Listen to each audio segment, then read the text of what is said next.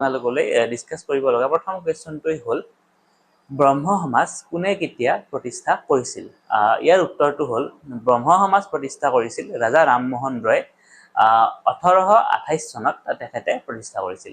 আৰু ব্ৰহ্ম সমাজ প্ৰতিষ্ঠাৰ কাৰণ যদি আমি কওঁ, ইয়াৰ কজটো কি আছিল? ইয়াৰ কজটো আছিল বিভিন্ন ধৰণৰ ছ'চিয়েল ৰিফৰ্মছ। ছ'চিয়েল ৰিফৰ্মছ বুলিও যদি আমি কওঁ, সামাজিক ন্যায় বা আপুনি যদি কয় অসমীয়া শব্দটো অহা নাই ভালকে, সামাজিক ন্যায়েই হ'ব হয়তো। যেনেকুৱা আমি সতীদাহ প্ৰথা হৈছিলে সেই সময়ত, তো ইয়াক ৰোধ কৰাৰ কাৰণে বা বিভিন্ন ধৰণৰ বিধৱা বিবাহ বা তেনেকুৱা ধৰণৰ কামবোৰ কৰাৰ বাবে ব্ৰহ্ম সমাজ প্ৰতিষ্ঠা কৰা হৈছিল। আৰু ৰাজা ৰামমোহন ৰায়ক এই ক্ষেত্ৰত সহায় কৰিছিল সেই সময়ৰ ব্ৰিটিছৰ এজন মুৰব্বী লৰ্ড বেণ্টিঙে তেওঁক এইখিনি কাম কৰোঁতে আচলতে সহায় কৰিছিল। মোৰ ইয়াৰ পিছৰ কুৱেশ্যনটো হ'ল আজি অসমীয়া সাহিত্যৰ ওপৰত এটা কুৱেশ্যন। এইটো হ'ল অসমীয়া সাহিত্যত কাক এখুত ককাইদেউ বুলি কোৱা হয়? এইটো বহুত বেছি ইম্পৰ্টেণ্ট কুৱেশ্যন। অসমীয়া সাহিত্যত কাক এখুত ককাইদেউ বুলি কোৱা হয়? ইয়াৰ উত্তৰটো হ'ল অসমীয়া সাহিত্যত নৱকান্ত বৰুৱাক এখুত ককাইদেউ বুলি কোৱা হয়। ইয়াৰ পিছৰ কুৱেশ্যনটো মোৰ অলপ আজি আমাৰ পৌৰাণিক সাহিত্যৰ ওপৰত, ভাৰতৰ যে কালিদাসৰ ওপৰত মই কিছুমান কথা আজি ডিছকাছ কৰিম। যে কালিদাসে লিখা নাটক কেইখনৰ নাম কি? এইটো বহুত বেছি ইম্পৰ্টেণ্ট কুৱেশ্যন হয়।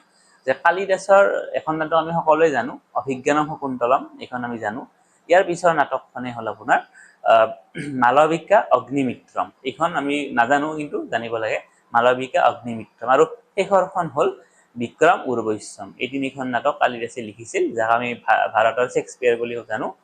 তেওঁ লিখিছিল এই তিনিখন নাটক। শেষৰখন হ'ল বিক্ৰম উৰ্বশীয়ম। এইখিনি কুৱেশ্যন আজি আমি ডিছকাছ কৰিলোঁ। আৰু শেষত এটা কুৱেশ্যন ডিছকাছ কৰোঁ যে অৰ্থশাস্ত্ৰ কোনে ৰচিছিল? এইটো ইম্পৰ্টেণ্ট কুৱেশ্যন। অৰ্থশাস্ত্ৰখন আচলতে সেই সময়ৰ আমাৰ পৌৰাণিক যুগৰ যি সময়ত চন্দ্ৰগুপ্ত মৌৰ্য বা তেনেকুৱা ধৰণৰ ৰজাসকল আছিলে, সেই সময়ত আজিৰ তাৰিখত যিখন আমাৰ ভাৰতৰ সংবিধান, যিখন মতে আমাৰ দেশখন চলে, ত' অৰ্থশাস্ত্ৰখন সেই সময়ত তেনেকুৱা এখন কিতাপ আছিলে, সংবিধান টাইপৰ কিতাপ আছিল।